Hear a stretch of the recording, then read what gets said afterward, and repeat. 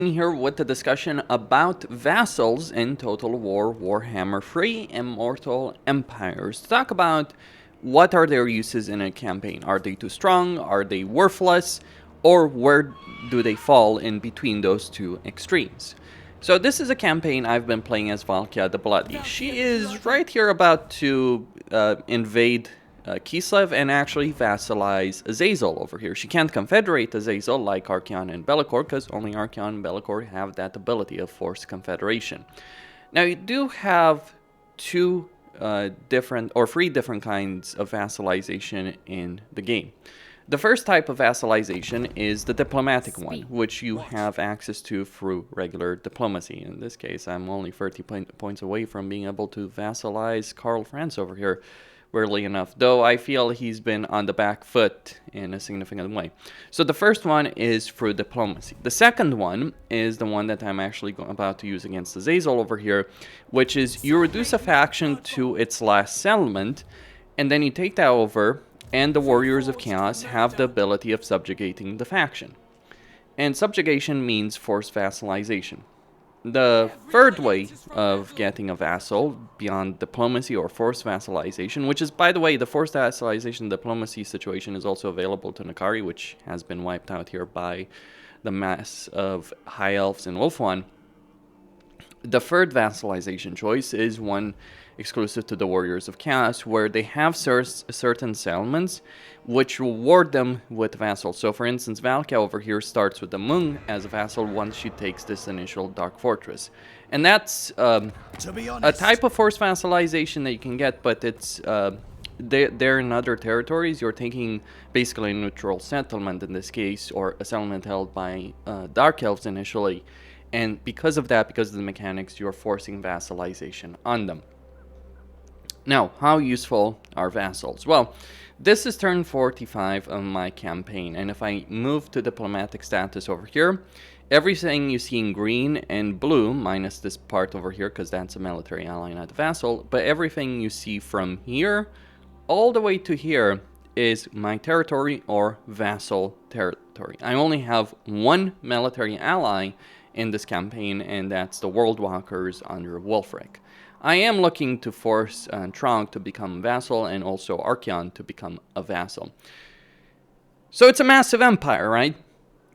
And that means vassals are useful. The thing is that the vast majority of this territory, like over 95% of this territory, is territory I conquered. Every bit of territory here in Nagrand is territory I had to go in my armies to conquer, one way or another. Minus maybe a couple of provinces here and there. For instance, I took Nagaron, defeated Malekith's army, and at that point he was susceptible to a diplomatic vassalization as opposed to just me reducing him to his final settlement, but he was basically down to one last settlement over here in Hag Grief. And then I sold this territory back to him. I took out Grumbrindle, sold the territory to Clan Septic, though that might have been a waste of time because Clan Septic is a pretty worthless faction, and they're not giving me necessarily significant benefits. I also got the diplomatic vassalization over here, but again, the vast majority of territory that I took here was from military conquests. My vassals have actually done very, very little in point of fact. The only thing that the vassals have done is Helebron, Malekith, and Grond over here, my three main Dark Elven vassals, have taken two regions over here in the Broken Lands from Alifanar. The Greenskins have taken Hotek's Column, and also Malekith has taken the Circle of Destruction. In a campaign of 40 turns where I have had these vassals for, let's say, about 30 turns or so, the only value they've given me in this entire campaign is that they've taken like 4 or 5 regions. That is the cumulative military value of what they're offering. No, though, of course, that is a bit deceptive. Vassals may not necessarily be very good at conquest, and the AI is all over the place. It's hesitant when it shouldn't be, like, for instance, Alifanar and Silostra. I declared war on both of them because they were very weak, and even at this point, they don't really have any substantial armies. But even so, my vassals, instead of concentrating their forces, instead of being very aggressive and wiping these guys out, which they could have done well over a dozen turns ago, they've been faffing around. In fact, they lost the Circle of Destruction until Grand and Malekith sent armies. And by the way, Malekith's army composition is really terrible. So vassals are as useful as most military allies are. They can give you a nice buffer, they can protect some regions of the map, they can slow down enemy offensives. That can be a very useful aspect in a campaign. But in terms of conquering vast swaths of territory, generally they won't do it anywhere near as fast as you will be able to. And in general, you're actually going to be far ahead of them. So for instance, over here, I have an army over here. I've taken the Witchwood. Well, rather, Katep took the Witchwood, and the sisters were about to be wiped out. But I took the Witchwood from Katep, sold it to the sisters, and now I'm about to beat Katep. And I'll see what I decide, what I do with them. But the military value of vassals is limited, because most of the time, when you're playing a strong faction, you're not really going to play a defensive campaign. You're going to be very offensive focused, and your armies are going to far outrun them. So they're pretty worthless in that perspective, with one major exception, the allegiance system. So for instance, over here, if I look at allegiance, I have 89 with Malekith. He has an army over here, convenient in this particular case, an army that's almost a full stack, with quite a few dark shards, pretty decent units. No shields, sadly enough, but pretty decent units all the same. And I can use all the allegiance I've accumulated to gain control of that army. That is the value that vassals can provide you. But it's a similar value that military allies can provide you. And one of the things you can do in a lot of campaigns is really benefit from military allies to hold portions of the campaign map that you're not necessarily interested in, or to have them advance a certain portion of the campaign map that you wouldn't do so. For instance, one of the campaigns I've played as Boris Ursus some weeks ago, or months ago actually, I gave a direct connection of territory from northern World Edge Mountains to the Tower of Crack over here to Ungrum Ironfist. And then Ungrum proceeded to conquer half of Norska. He ultimately got slowed down by Wulfric, but he was basically holding my entire flank. But he was a military ally, not a vassal.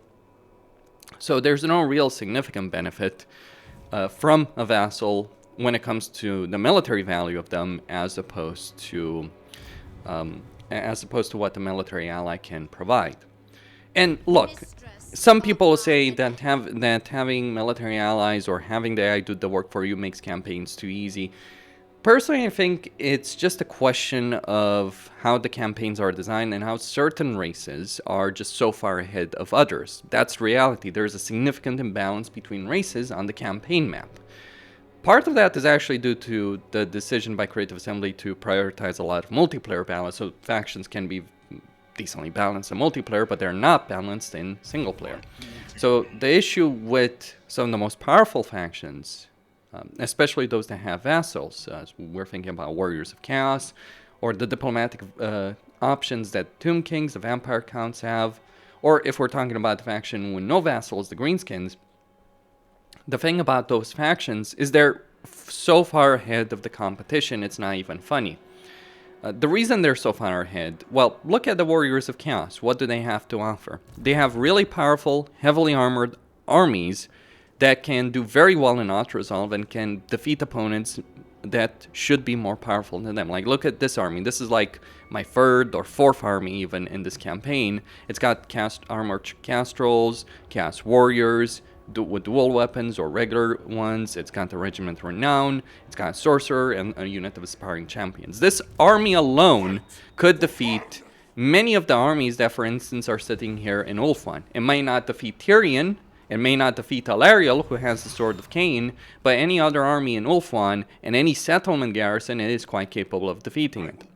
So that's the situation right here. Now, vassals can add to that feeling of imbalance between certain factions, especially when a player takes advantage of it.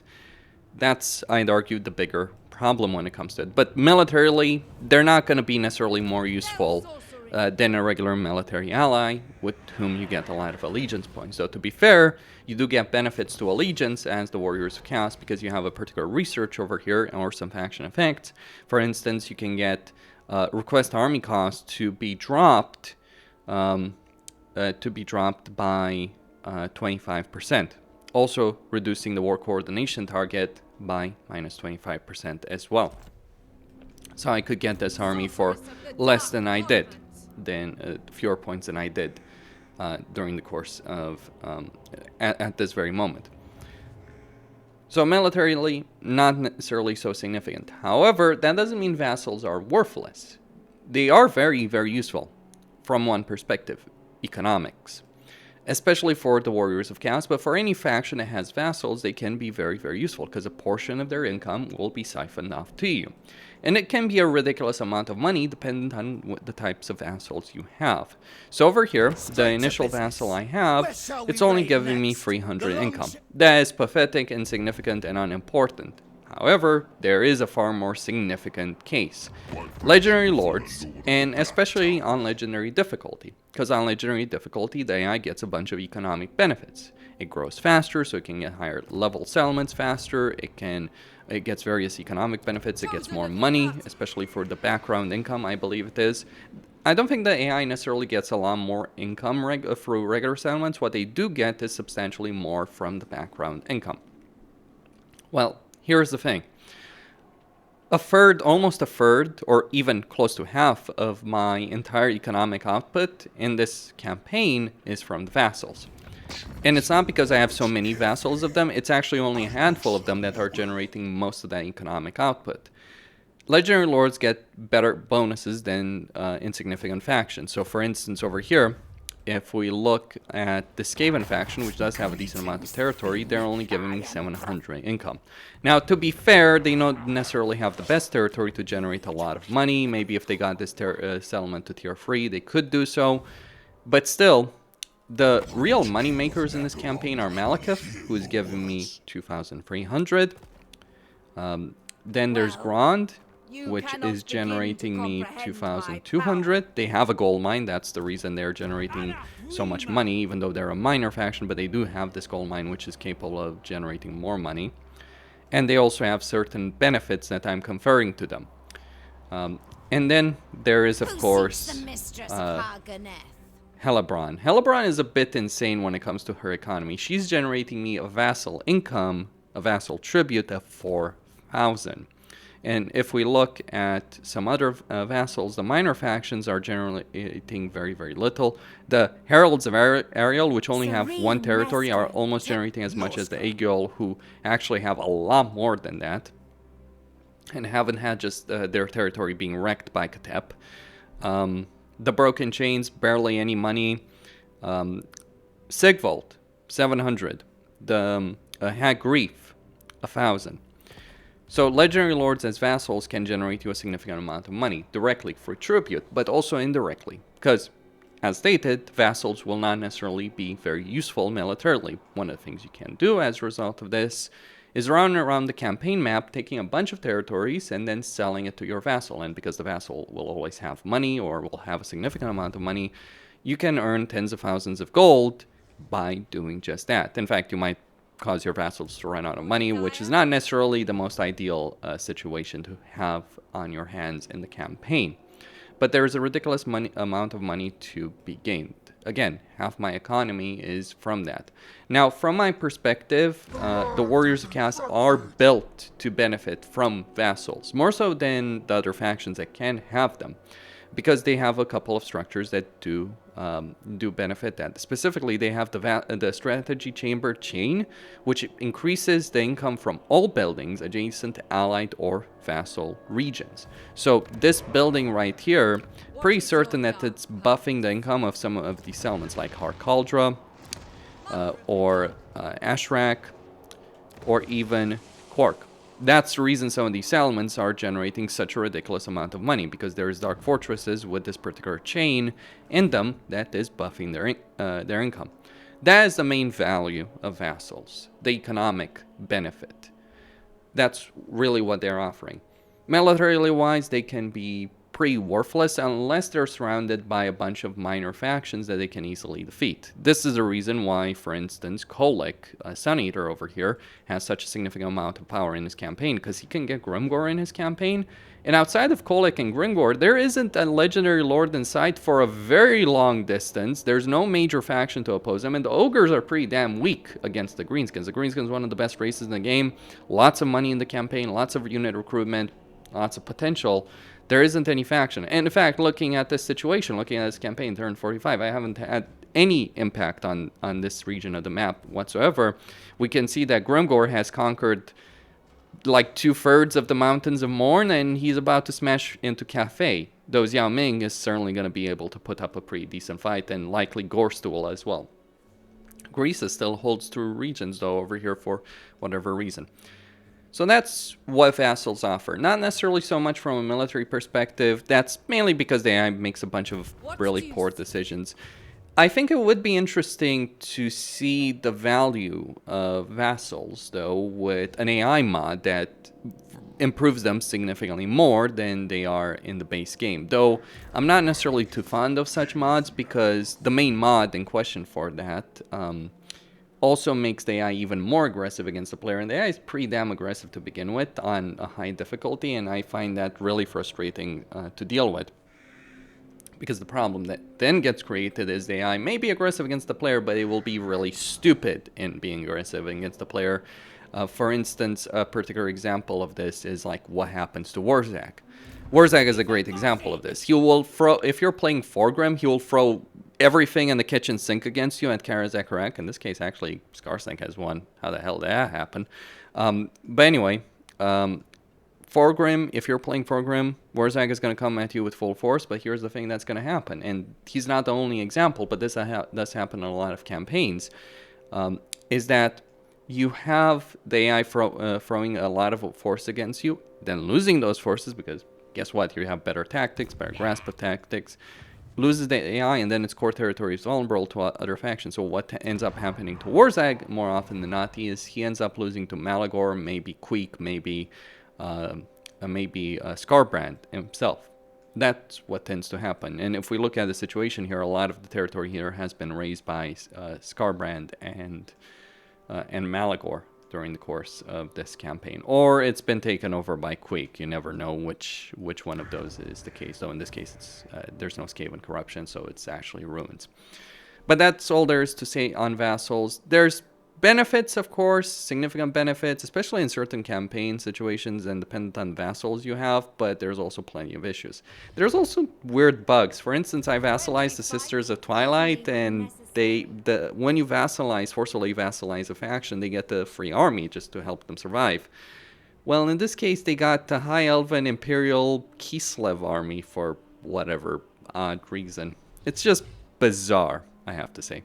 Costin signing out. Don't forget to subscribe, like, and enable notifications, and stay tuned for more.